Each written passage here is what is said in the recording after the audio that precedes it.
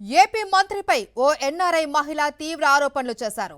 Appointment కోరితే వెధవ వేషాలు వేయబోయారు అంటూ శాల పేరుతో సోషల్ మీడియాలో పోస్టు పెట్టారు. డలాస్లో జరిగిన నాటా సదస్సులో మంత్రి వెధవ వేషాలు వేయబోయారు అని అపాయింట్మెంట్ అడిగితే కాఫీ షాప్కి ఒక్కరే రావాలి అన్నది తెలిపారు. కాళ్ళు చేతుల ఫోటోలు పంపి అసభ్యకరంగా వ్యవహరించారు అని ఆరోపించారు. ఆమె మంత్రి వేషాలపై నారా లోకేష్ కు ఫిర్యాదు చేసినా పట్టించుకోలేదు అని ఆరోపించారు. పేద పిల్లలకు సహాయం కోసం ప్రయత్నిస్తే ఇలా ప్రవర్తిస్తారా అని నిలదీశారు. మంత్రి ఫోటో, ఫోన్ నెంబర్ కూడా బయట పెడతాను అంటూ వార్నింగ్ ఇచ్చారు. మహిళ పోస్టుతో టీడీపీలో తీవ్ర దుమారం చెలరేగింది. ఓ రాయలసీమ మంత్రిపై మహిళ ఆరోపణలు చేసినట్లు చర్చ నడుస్తోంది.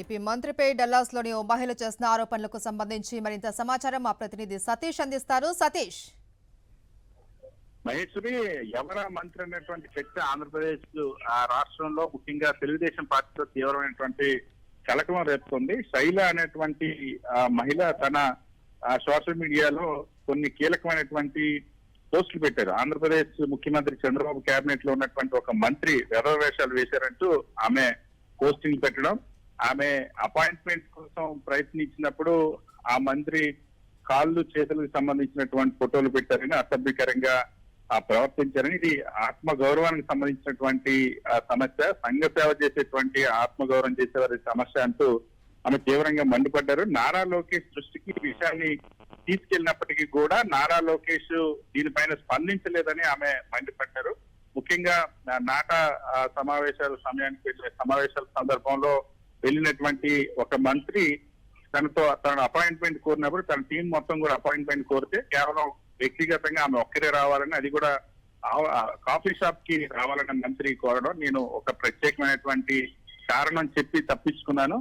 సరే, ఆ విషయాన్ని నారా లోకేష్ దృష్టికి తీసుకెళ్ళినప్పుడు కూడా పరిష్కరించలేదు. సో ఇప్పుడు స్వయంగా ఆమె సోషల్ మీడియా ద్వారా ప్రధానమంత్రి నరేంద్ర మోడీ, హోంమంత్రి అమిత్ షా, ముఖ్యమంత్రి చంద్రబాబు, ఉప ముఖ్యమంత్రి పవన్ కళ్యాణ్ కూడా ట్యాగ్ చేస్తూ ఆమె ఒక మహిళ ఇలా అయితే ఏ విధంగా నెట్టుకు రాగలుగుతారు, దీనిపైన మీరు స్పందించాలని ఆమె దృష్టికి తీసుకెళ్తాం.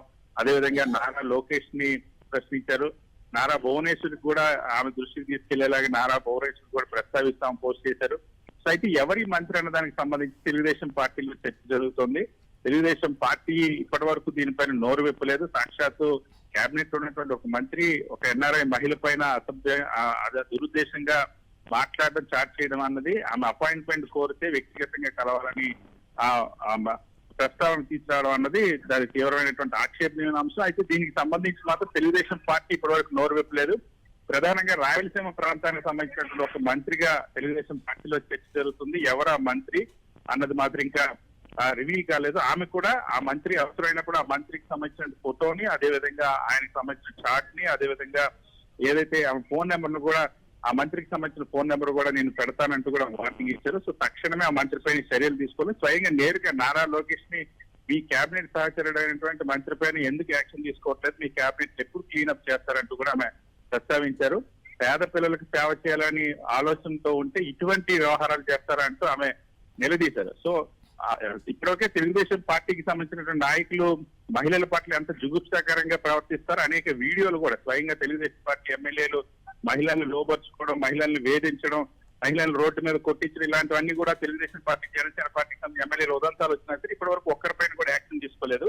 ఇప్పుడు స్వయంగా ముఖ్యమంత్రి చంద్రబాబు కేబినెట్ లో ఉన్నటువంటి ఒక మంత్రి పైన ఇంతటి తీవ్రమైన ఆరోపణలు వచ్చి దీనిపైన ఏ విధంగా స్పందిస్తారో చూడాలి. తెలుగుదేశం పార్టీ మాత్రం ప్రస్తుతానికి సైలెన్స్ పాటిస్తుంది. Right, thank you Satish.